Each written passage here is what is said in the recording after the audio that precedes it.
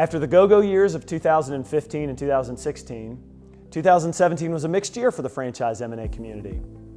I'm glad to give you some of my opinions on key trends and commentary for 2018 and beyond. First, many franchisees experienced sales and/or traffic declines in 2017. Deals were correspondingly more difficult to close, with the average time to completion up quite a bit over last year. Commodity costs hurt the restaurant industry in 2017.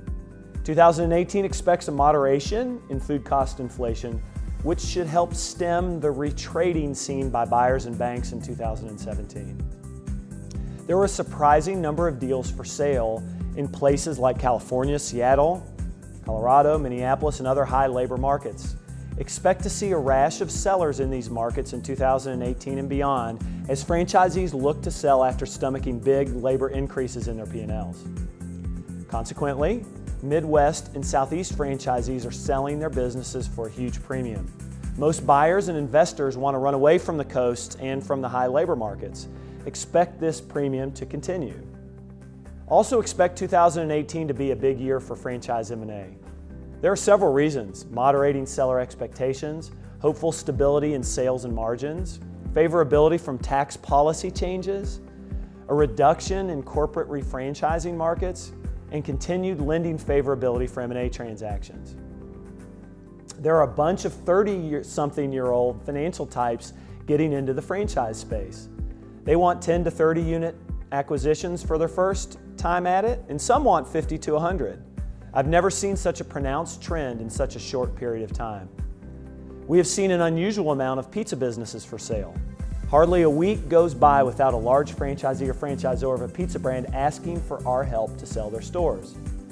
Despite Pizza Hut sales challenges for the brand specifically, we've brought over a dozen new interested groups to the brand in recent months. Pizza Hut businesses are now receiving double-digit offers, largely because their unit counts are large, there's faith in Yum to turn around the brand, and Pizza Hut deals are trading at lower prices than other brands. The days of 8+ times of EBITDA offers might be gradually going away. We are seeing some slight pricing degradation in the highest priced brands.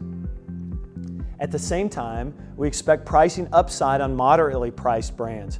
Buyers are increasingly looking for scalable 5 to 6 times EBITDA investments in Tier 2 and Tier 3 brands. If you're an owner of 20 or more units and several successful brands comprised mostly of smaller franchisees, you can expect a big premium if you decide to sell. This includes brands like KFC, Arby's, and Popeyes, among others. In 2018 and beyond, expect several continued rate hikes, resulting in slightly higher borrowing costs and higher cap rates. Franchise lending, though, should continue to be strong, absent a macro event in our country. However, I've noticed an increased reticence in lending to brands with struggling comps, traffic declines, or margin erosion. Keep watching the restaurant automation trend. I've been saying this for a while now. Maybe I'll be wrong, but I think Little Caesars automated robot pizza machines could be a game changer. Here's a wild opinion. I think restaurant real estate will be much less important 10 years from now than it is today.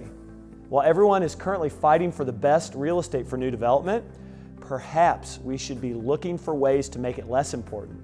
Take notice of the growing trend of food trucks throughout our country. Casual dining has struggled mightily.